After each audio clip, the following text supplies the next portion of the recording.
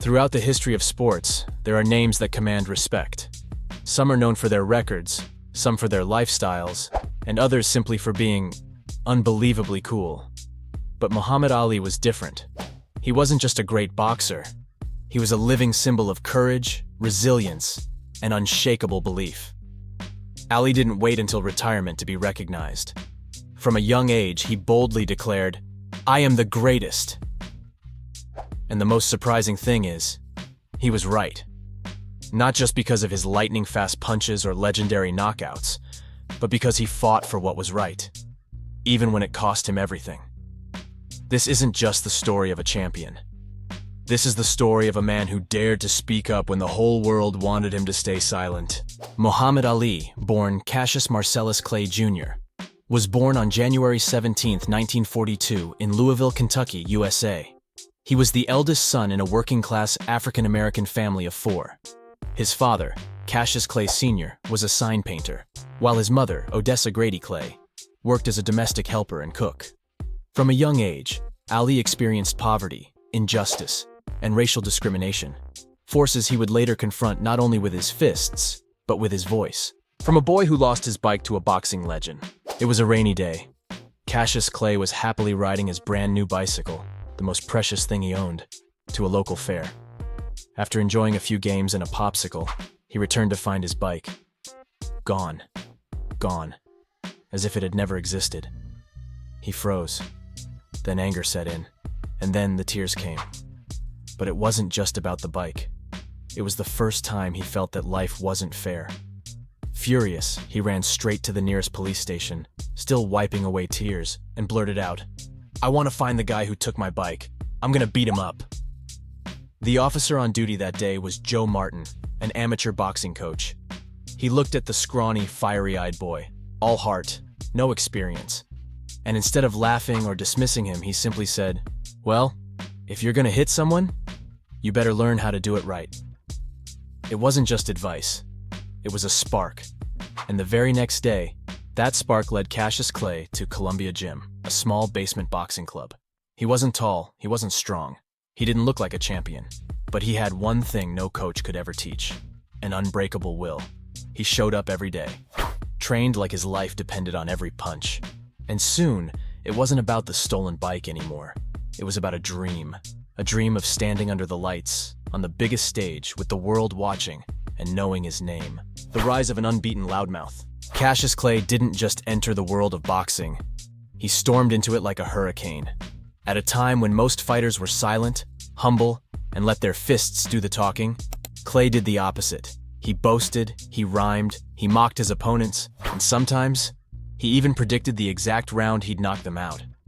Not everyone liked his cocky attitude, but no one could ignore him. He wasn't just there to win. He was there to perform. "I float like a butterfly, sting like a bee. My hands are fast, you can't even see." That quote, part poetry, part prophecy, became his trademark. In 1960, at just 18 years old, Clay won the Olympic gold medal in Rome, representing the United States.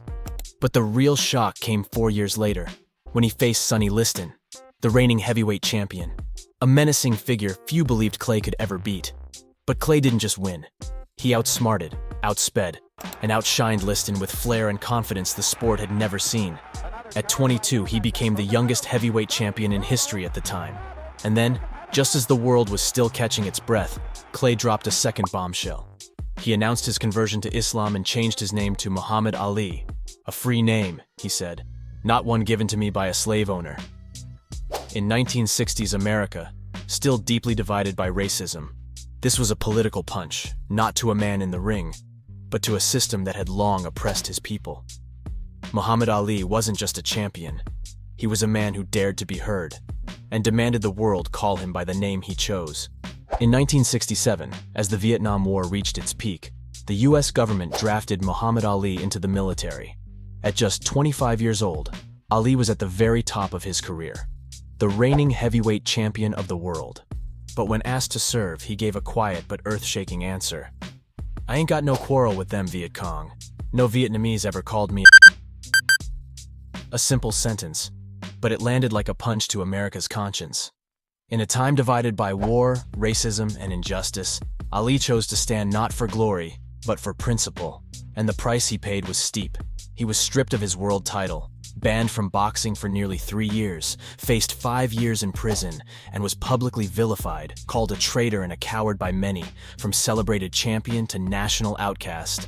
Ali became a name blacklisted on TV, barred from the ring, losing his income and almost his future, but he did not back down. He took to college campuses, gave speeches, went on television, becoming a voice for the anti-war movement, for religious freedom, and for Black Americans demanding justice. Muhammad Ali was no longer just a fighter. He was a warrior for truth, a symbol of resistance, a living icon of courage. It would take America years to understand. Ali wasn't a coward.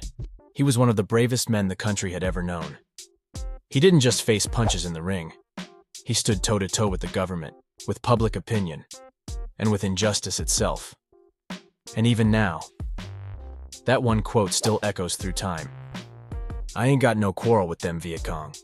It wasn't just a refusal to fight. It was a declaration of peace, of humanity, and of moral clarity. The comeback and the fights that made history. After nearly 3 years away from the ring, Muhammad Ali returned not just to reclaim his title, but to prove to the world he had never truly fallen. But the road back was brutal.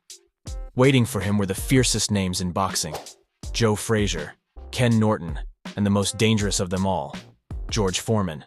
In 1974, Ali entered what would become one of the most legendary sporting events of the 20th century, the Rumble in the Jungle, held in Zaire, now the Democratic Republic of the Congo.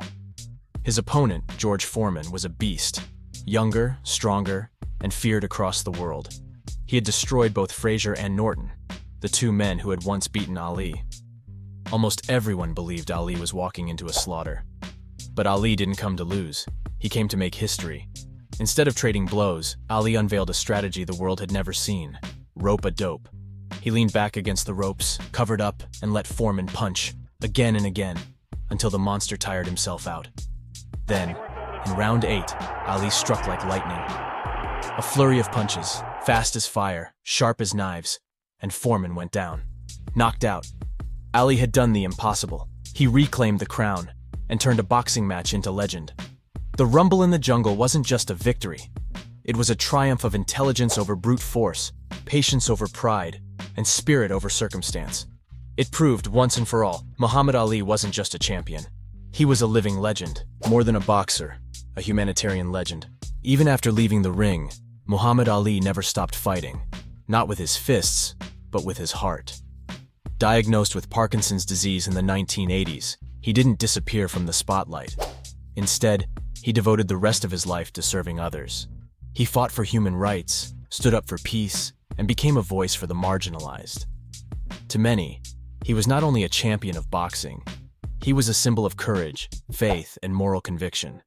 One of the most emotional, and perhaps sacred, moments of his life came in 1996 at the opening ceremony of the Olympic Games in Atlanta. Ali, his hands trembling from Parkinson's, slowly made his way onto the stage with the Olympic torch in hand. His eyes were steady, his face silent but full of pride, and as he raised the flame and lit the Olympic cauldron, the entire stadium fell into awestruck silence, then erupted into applause. Thousands wept. Because that moment was more than ceremony. It was a symbol of a man who never gave up, who never stopped fighting, no matter the battle. Muhammad Ali was not just the greatest boxer. He was a humanitarian legend, of sport, of America, and of the world. The legacy of a humanitarian champion. Muhammad Ali passed away in 2016, but the name The Greatest will live on in the hearts of people around the world. He didn't just inspire with physical strength. He inspired with the courage to speak the truth, the will to overcome adversity, and the belief that you can change the world. With your bare hands, with your voice, and with your heart. Muhammad Ali was living proof of the saying, "It's not the strongest who wins, but the one who never gives up." And that was today's story. If you found it interesting, feel free to give me a like and share. It really helps me stay motivated to make more videos like this. Don't forget to subscribe to the channel so you won't miss any of the upcoming stories. And if there's a celebrity or public figure you'd love to hear a story about, just drop their name in the comments below. Thank Thank you so much for watching all the way to the end. See you again in the next story.